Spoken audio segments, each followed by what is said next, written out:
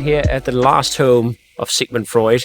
We are in Hampstead, specifically South Hampstead, which is close to my area that we're going to check out here today. You can see the blue plaque there, both of Sigmund Freud and of Anna Freud, his daughter, who lived here significantly longer than he did. Because he only managed to live a year here, about a year, from 1938 to 1939, before he died from cancer. He was already suffering, he was already dying by the time he got here. But he decided to flee Vienna and make it out of Austria when Nazi interrogations had started targeting his family. So it was more for his family's sake than his own sake, because he counted his days as numbered, pretty much. But when they arrived here in England, they were pretty much treated like celebrities. And he admitted that it had been a childhood dream of his to be born an Englishman. So I suppose in a way he got his wish of getting to live here in this country. So this is both where he worked and lived. Last place for Freud. So his daughter took over and continued living and working from here and became a pioneer in child psychology.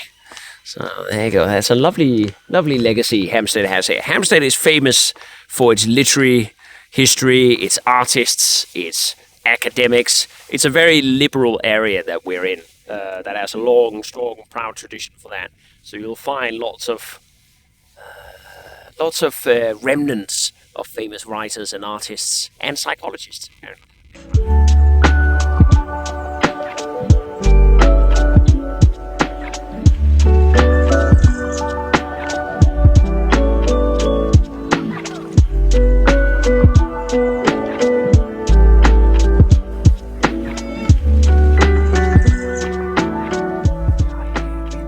Sigmund Freud's study, where he would see patients over there for his psychoanalytic treatment of them. And they could look face away from there. He would be sitting at the table there in a proper couple of seats. And they've actually maintained the study pretty much how he had it in his own time. So it's got all of his old archaeological collections, his bookshelves, all the furniture that he gathered from across the world.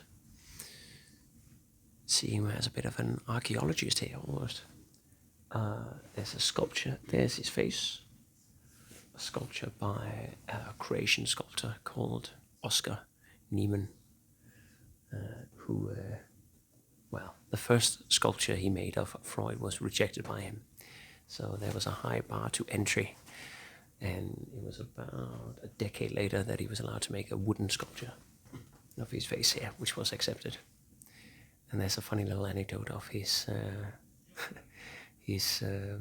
housemaid here who complained, "What have you done? You've made him look too angry. He looks like he's angry with the world." And Freud said, "Yeah, but I am angry. I am angry with humans." It's hilarious. I'm paraphrasing it a little bit. But he seemed satisfied with having an angry face. So this is where he had his final night. He was suffering from cancer, mouth cancer that had spread across the whole of his body. So he only managed to live in this house for a year, the last year of his life. But he did manage to practice almost to the very end.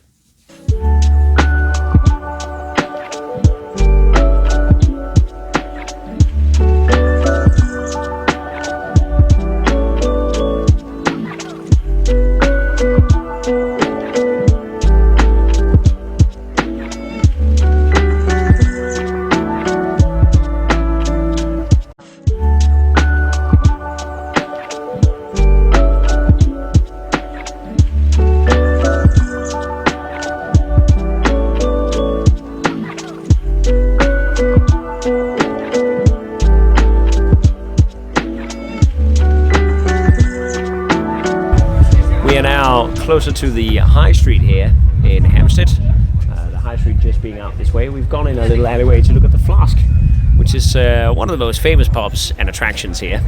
Supposedly named after the fact that they used to sell empty flasks here to fill them with the mineral water that came out of here, for which Hampstead was most famous.